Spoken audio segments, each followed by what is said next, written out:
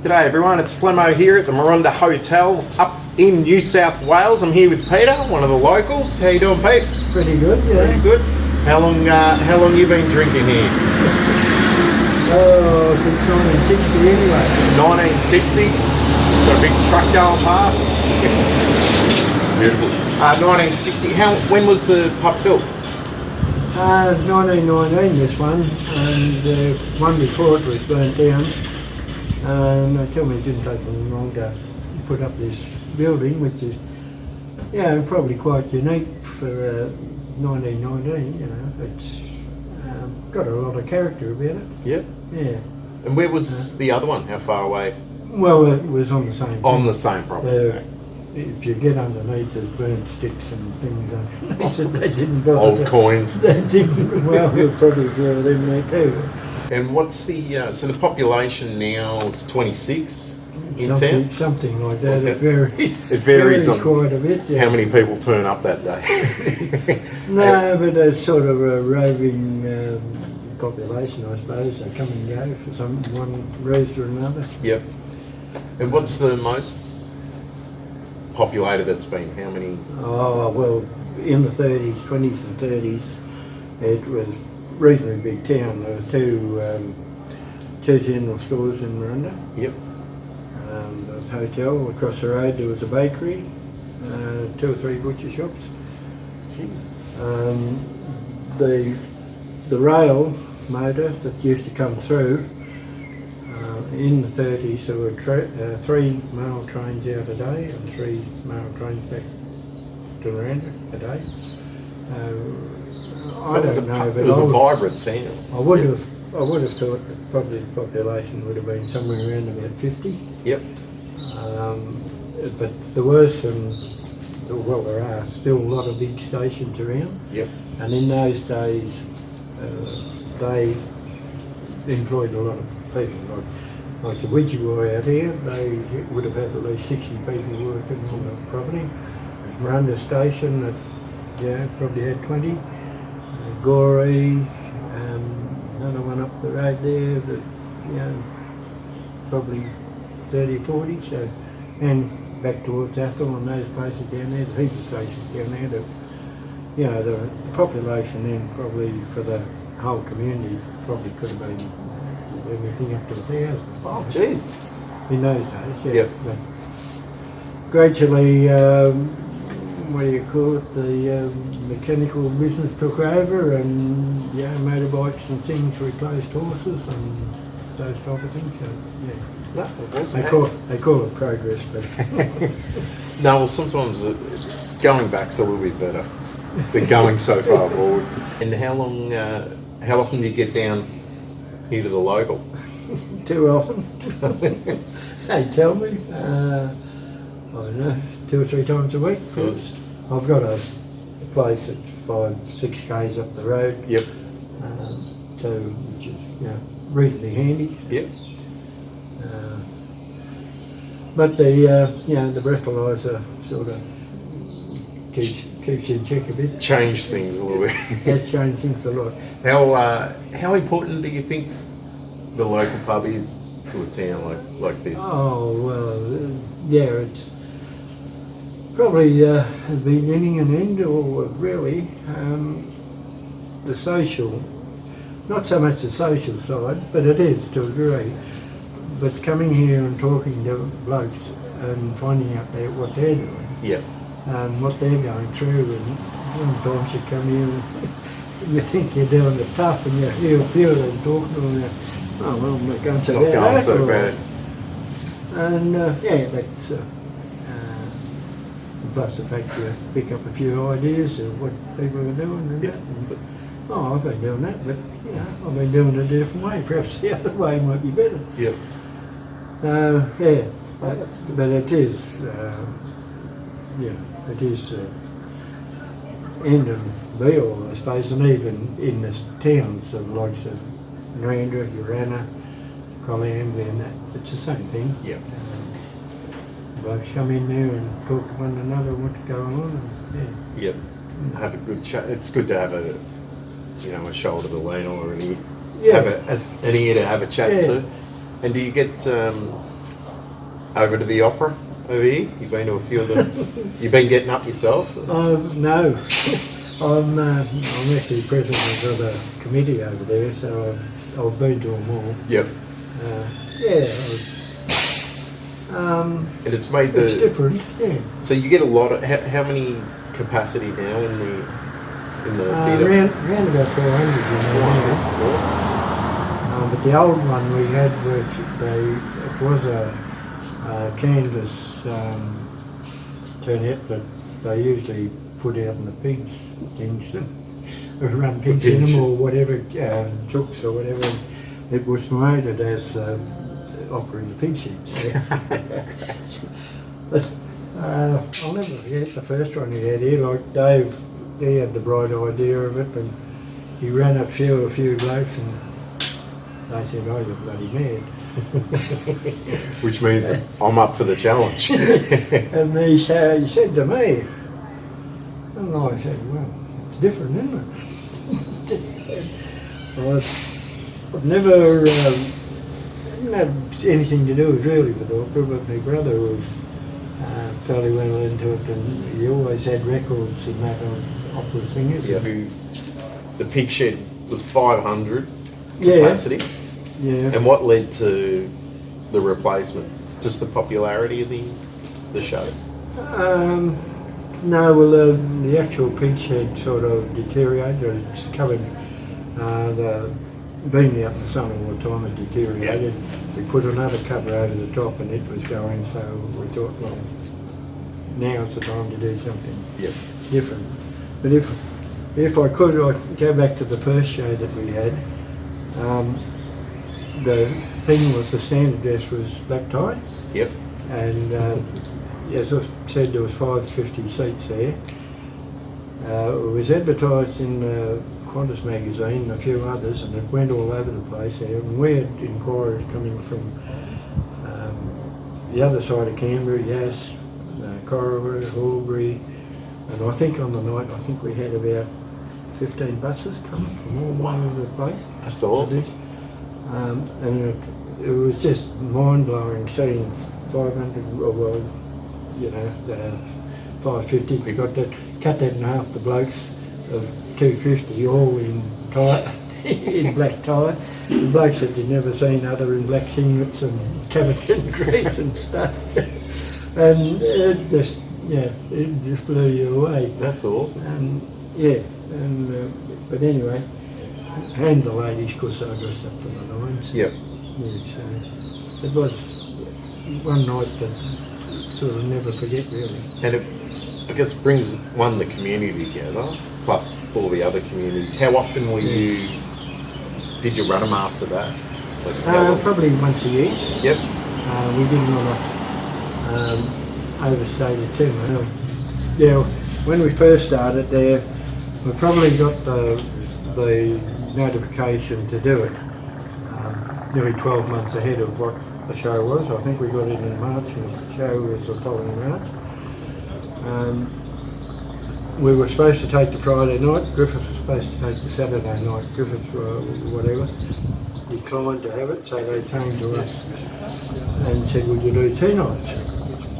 And we go, "Oh, well, yeah, $16,000 a night, $32,000. Yeah, well, you know, if we don't make it, we'll have to run a few raffles, won't we?" Anyway, David set the time on, I think, say the 1st of April, to sell the tickets. And we had people ringing up from Yass and wherever to buy these tickets. No, you can't until the 8th. Anyway, 6 o'clock on the, about 6 I think it was, on the morning, the thing was open. The blokes are ringing up for him, and it's supposed to be 9 o'clock, and he said, "Oh, away we go." By 9 o'clock he'd sold out one show, I think. 10 o'clock, 10 o'clock he'd sold out the 2 shows, and he had 200 in reserve. Wow. And that the show was black tie, and Anyway, to go back to that, when you rang up and booked, you had to pay. So we got all that money in probably 12 months before, which allowed us to pay for the shed, the pig shed, whatever else we needed, and plus a few bob in the bank, and we put whatever we had away on a fixed deposit, and yeah, we were laughing from there. That's awesome. Yeah, and then as I said, you know, the night they all turned up with their black tie on, and yeah, it was a night to remember. That's incredible. And then, so how many of you, is it annually now? Every year you have the... Roughly, but yeah, as I said, we didn't want to overdo it. Yeah. Because it is only for a certain set of people, you know. Yeah. Probably 80% of people don't want to know anything about it. Yeah. But there's the other 20% are mad on it. So, yeah, and then after, I think we started in 2005, and around about 2010, 11, 12, the covering on the pig shed deteriorated. Yeah. So we said, well, we'll build something permanent, because you know, we were having a reasonable amount of success with it, and plus the fact with this new one, it's got a bigger stage. We can have different sort of shows. It doesn't have to be opera, and lately we've had a lot more shows than opera. Yeah. Which then draws in the other 80% of the population, and that's a lot easier. And that's good as well, yeah. A lot easier to run than the opera, really. Now, you're a generational farmer. When did the family first settle up here? Well, it's mainly on the mother's side. The father's side came from America. Yeah, and the grandfather bought a place just 3 or 4 miles up the road there that I now own. Oh, so awesome. And yeah, I'm trying to keep it in the family thing, which is, you know, nearly 120 years now. Gee. That we've owned the place up there. And my father came to where I live at Corrabamella in 1925. So, yeah, it's nearly 100 years now since we've been there. So, Yeah. yeah, just trying to, well, you know, keep things going, I suppose. Yeah. And what do you sort of specialise in? Is it cattle or? Yeah, I've got a few cows. I've got about 50 cows, breeding Charolais cows. Yeah. Running roughly 1,000 ewes with, you know, merino type of lambs and self-replacing flock. Yeah. Awesome. Yeah, and plus the fact we grow probably 1,000 to 1,200 acres of grain. Yep. You know, barley, oats, wheat, whatever, canola. Yeah. Trying to keep the dream alive. Keep it going. As John Lewis would have said. What does community mean to you? Yeah, well, you should ask my wife, I suppose. I've been president of nearly everything in Morundah, bar the Anzac Day Parade and the Carpathon we used to have. I used to stay away from them because that was two that I didn't need to be involved in. But, we used to have a cricket club here years ago. I was president of it for 20 years, I suppose. Might have been longer. The hall, but we used to have a race meeting before the opera, and the race meeting died because we couldn't get the horses and we couldn't get helpers and things like that.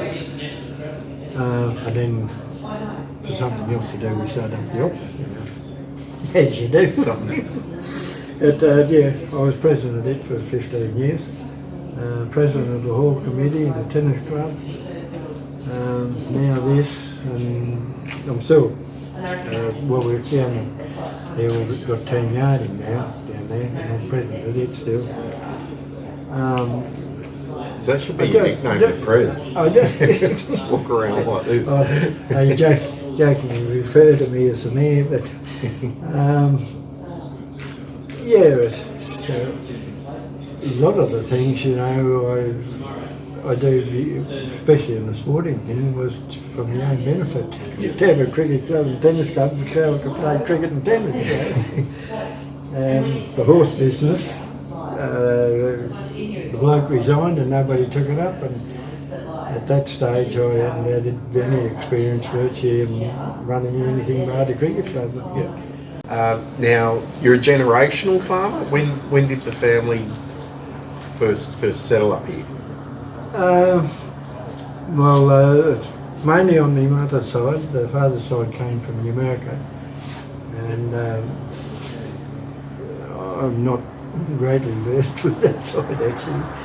But with the mother's side, her mother was born at Corribamilla, which is roughly about 10 k's east of here, in 1880. Yep. And her father was born in Rutherglen in 1880, sorry. The grandmother was born in 1870 and he was born in 1880. He came here sometime in the 1890s. Yeah, and the grandfather bought a place just 3 or 4 miles up the road there that I now own. Oh, so awesome. And, yeah, I'm trying to keep it in the family thing, which is, you know, nearly 120 years now. Gee. That we've owned the place up there. And my father came to where I live at Corribamilla in 1925. So, yeah, it's nearly 100 years now since we've been there. So. Yep. Yeah, just trying to, well, you know, keep things going. I suppose. Yeah. And what do you sort of specialise in? Is it cattle or? Yeah, I've got a few cows. I've got about 50 cows, breeding Charolais cows. Yeah. Running roughly 1,000 ewes with, you know, merino type of lambs and self-replacing flock. Yeah. Awesome. Yeah, and plus the factory grow probably 1,000 to 1,200 acres of grain. Yep. Yeah, barley, oats, wheat, whatever, canola. Yeah, trying to keep the dream alive. Keep it going. So community. I mean, you've been president of everything. What drives you to jump in with everything? Well, I suppose. Well, I got sort of pushed into it, I suppose, to start with, and I don't know if I said before that I've had such wonderful committees that it hasn't been a chore to do it. Yeah. It's been a pleasure, and really, I just keep on doing it because I keep on doing it. But it's, you know, it's helping people. Well, because I know I've been around so long and I know what the go is. You know, they'll ask me, you know, what happens to this and what happens to that, and I'll say that, and, you know, they're right, but they won't let me resign anyway. That's the only way I can get out of it, I think, is to die, so and that's a bit drastic. So, Just stay in the role. but I do it to keep the town going. Yeah. For everything, and it's not a chore or anything. It's a pleasure to do it. Yeah, pleasure. Oh, awesome. Yeah, you get down there and have a few drinks and say good day to the people, and you know, it's good. That's great. Yeah. Well, thanks a lot for having a chat today, Pat. Well, thanks for coming, and I hope I didn't bore you too much. No, not at all. With my little story. No. I could probably go on for another 2 or 3 hours if you want. Okay, everyone. Flemo back here again with David, now publican 25 years. Yeah, started our 25th year this month. Yep. And where did you come from? What brought you here? The licensee, Suzanne, my partner. So I was just left the Air Force and I was living in my car, homeless at the time, and dropped in Morundah for, I was going to do about 3 months' work and head back to South Australia. Yep. Anyway, got tangled up with Susie and said, what do you want to do? And she said, wouldn't mind buying the Morundah Hotel. So we did. Awesome. Had a 5-year plan and that was nearly 25 years ago. It's stretched out by 5. Oh, wonderful. And what's the importance of the pub? What's it mean to you, like for the community? Well, any pub in any small town, no matter who's in it, is really to me the central hub. Yeah. It's a social side. So if you want a worker, you're looking for a rare part for your car, you're looking for a stud sheep or whatever else, you go to the pub and you ask, and someone inevitably will know. Yeah. And country hotels are better. Like you can go to a pub in the city, which I've done. You can sit in the corner and no one will come near. Yeah. You could probably pass away in the corner and no one will come near. Where a country pub, everyone's nosy, so I like to know where you're from, what are you doing, what are you up to, and all that type of stuff. So. Yeah. So, we don't have any poker machines or anything like that, and I think that's a good thing. Yeah. You come to a pub to socialise and to get out. And I remember a lady from a nearby town said to me once, she's trying to get a husband to get home. I said, what's the issue? Where'd you meet? She said, we met in a pub. I said, what's the hurry to go home? She said, I've got beer in the fridge. I said, well, it must be you then. And I imagine it must have been pretty easy not to put poke, like in a town like this. Well, we had the entitlement and they got taken off us by the government and we took them to task, but they're a bit bigger than us, so we lost. Yep.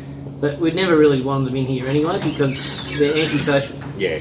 And, if you want to play a poker, go to a club and, support your local, whatever, that's fine. But, no, it's, pubs are places where you come and have a yarn. That's why, sit at the front bar, chew the fat, talk bullshit, whatever, and everyone's happy. And it's, with the operas starting, what year did that start? 06, we approached Opera Australia in 2004, and I did up a bit of a précis about, poor us, come and help us, all that type of stuff, and they came up and said, yeah, we'll come. And I said, that's fantastic, we didn't have a building. So 18 months before the show, we sold 1,100 tickets in 4 hours, and that gave us the cash, which I've since found out it's illegal to do, but anyway, we got away with it. And it's gone on from there. So we have not only opera, we have theatre, and we've had National Boys Choir here, we do kids workshops, we've had Richard Gill here twice. Oh, awesome. And the committee raises that funding and gives it to local kids for free for a 200k radius. That's great. So we've had probably 400 or 500 kids through. Melbourne City Ballet, Opera Australia, we do workshops with them, and it's, we kind of make it so it's okay if you don't play football or netball, you can do the arts. Yeah. Even though you're in the bush. So. That's an unusual sort of thing, but in a really positive way. How do you see that it helps with the young kids to learn art? Well, for example, we had a young 16-year-old who came for one of our first children's workshop, and he didn't want to act or perform, he just wanted to do lighting. Oh, cool. So he was here at 6 a.m. every morning, which was a real bastard because we didn't start till 7, but he was keen. And he impressed the Victorian Opera lighting lady so much that he ended up getting a job at Resolution X in Melbourne. Oh, wow. He's since come back to the district. He's obviously an adult now and retrained as a pharmacist, but when we need a lighting guy, we just give him a call and He's here at 6 a.m. No. You're 12 hours early, mate. So that's a bit of, payback, and we've had kids to go on to be in TV shows and do tertiary studies and everything else. We've done professional development for school teachers and singing teachers and that as part of this. Melbourne City Ballet used to run a workshop during the day and they'd pick out 5 kids to perform in the show that night. Yep. So you don't normally get those opportunities out in the bush. No, you don't. I mean, like you say, it's footy and get on the farm, then play footy or cricket. And there's nothing wrong with that. Sport's great, it's important too, but I think the arts are important as well. And the main reason we picked opera in the first place was there's less likelihood of people punching the shit out of each other. So it's a bit more genteel, and it worked. So we don't just concentrate on opera now. We broaden the horizons and do a bit of everything. So. Yeah, that's fantastic. And so quite a few kids have gone into TV shows and turned into adults, obviously. Yeah. We had one guy who was in the Paul Hogan story.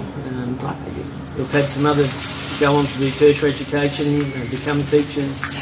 We've had singing teachers come and do professional development with Richard Gill. In fact, there was one parent who her child was doing a workshop here with Richard, and she'd done one with him when she was a child. Oh, wicked. So it's funny, 6 degrees of separation, or maybe less. That's great. And now we're sitting in front of what we call it, an antique beer. I would say so. The old Foster. How long is this been? Oh, that's been there since we've had the place since '97. The original pub was about 1876, and from what I understand, part of it was 2-storey. It was a red gum place. It burned down in 1919. Yep. And was rebuilt that same year. And so we're still here. Yeah. And with sporting clubs, so with this town, who do you support here as far as the local? Well, we're kind of hub of a wheel, so I've got Colliambly really starts 20 k's over, and Morundah is like our service town, so people go everywhere. My son plays football for the Billabong Crows over at Urana. Yep. So we kind of service a large area, but a lot of properties around are large and have gone either corporate or holistic or biodynamic. Yeah. And so there's been less people probably around there used to be when we were first here, but there was only we got down to about 15 people in the town when we did the first opera. We're up around 26 now. Yeah. So nearly double the population. That's awesome. And how many people on a weekend now for the opera, the annual one, how many are coming in for that? Oh, kind of steady down now, about 300 people. Yep. We kind of average for opera. All depends on the show and who's coming and what night of the week it is. So we try and get weekend shows. What we've found is a few of the larger things try and poach our events now. Oh. When we first did opera, no one had heard of it, and now the place is lousy with it, if you know what I mean. Yeah. Awesome. And what does community mean to you? Well, you've got to be a part of the community. It's like all this park across the road, that's all community built. So, and that all stemmed from the opera. So I was the councillor on Urana Council at the time, and I kind of pushed hard. I said, it'd be nice to have bitumen in front of the hotel. We're going to have national media here. It'd be nice to have some curb and guttering. We're going to have national media here. I kept sick of hearing it, but anyway, I kept saying that, and pretty much all that park's been donated or built by volunteers. A house across the road's owned by some guys in Melbourne. Old Bill, who's nearly 90, he does all the brickwork, so he built the war memorial and all the plinths. Another guy's a patents engineer, so he did all the plaques for us and all that type of stuff. So it's kind of not what you know. It's that connection in the community. They come up and help with working bees, and it's fantastic. Not everyone's involved, and that's fine. It's every town. Some people choose not to participate, but generally, that used to be a muddy table drone, and now we've got a fully functional park. We have Anzac Day services, new play equipment. We've got plans to fit up the western end of the park, so that's what we do. That's awesome. That's incredible. Lovely to meet you, David. No worries. Thank you very much for having us. No worries. Great to see you.